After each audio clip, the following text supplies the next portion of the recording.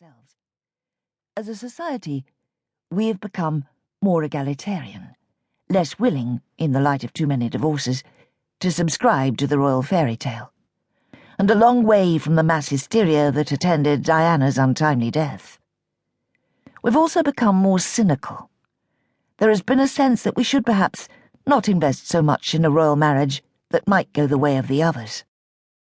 We've come to look back on the great royal weddings of the 80s with less starry eyes, because we know what came afterwards. Yet this is not the materialistic, excessive 1980s, but a difficult time of recession, into which this royal marriage comes as a ray of light and an article of faith for the future. The obvious love and chemistry between Prince William and Kate Middleton have mellowed the cynics and revived the romantic mystique of the monarchy. All the world loves a lover, and it loves a royal wedding even more. We're ready to celebrate, as Prince William marries the lady he loves. Unlike many of his predecessors, he has chosen her himself. He has had time to get to know her before committing them both to marriage.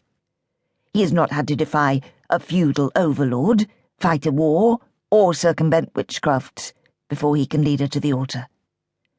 Nor is it likely that his bride will feel the need to hide in a cupboard on her wedding night, as one terrified princess did. Yet even this most modern of royal weddings will take place in a historical context, informed by the traditions of 1,000 years of monarchy. When it came to marriage, Henry VIII lamented, "Princes take as is brought them by others, while poor men be commonly at their own choice." Rarely in past centuries has royalty been associated with romance.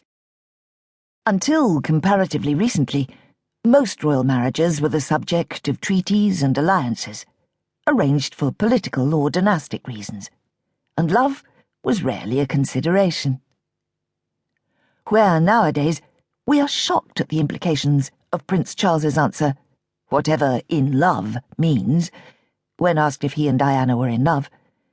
In earlier times, marrying for love would have been regarded as an aberration and irresponsible, and equally shocking. Royal marriages were made to benefit kingdoms by ensuring the succession and forging alliances that averted war and brought prosperity. When love buds between great princes, it drives away bitter sobs from their subjects, went a political song of the 13th century. Therefore, from earliest times, royal weddings have been seen as a cause for great celebrations.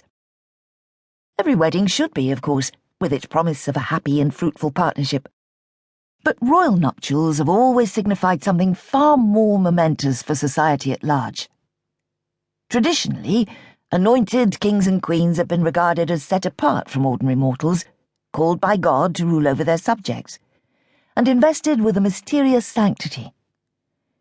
Securing the royal succession has therefore been a matter of prime concern, which is why the weddings of monarchs and heirs to the throne have always been of crucial importance to the welfare and commonweal of the realm.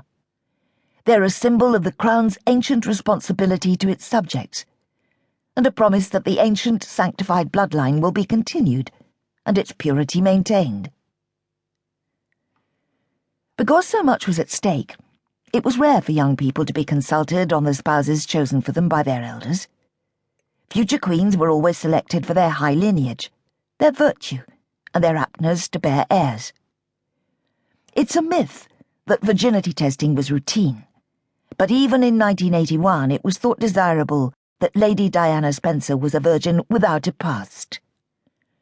The worth of a royal bride was calculated not so much from her looks or status, but from the size of the dowry she brought with her, and the magnificence of her trousseau. But the outward trappings of royal nuptials are only half the story. The velvet glove, rather than the iron fist inside, and belie the fact that the splendour of such weddings has often been no more than the ceremonial cover for an unholy and sometimes brutal alliance. Often, a young princess would endure a difficult journey to Britain, having said goodbye forever to her country and family, and find herself married to a stranger almost as soon as she arrived.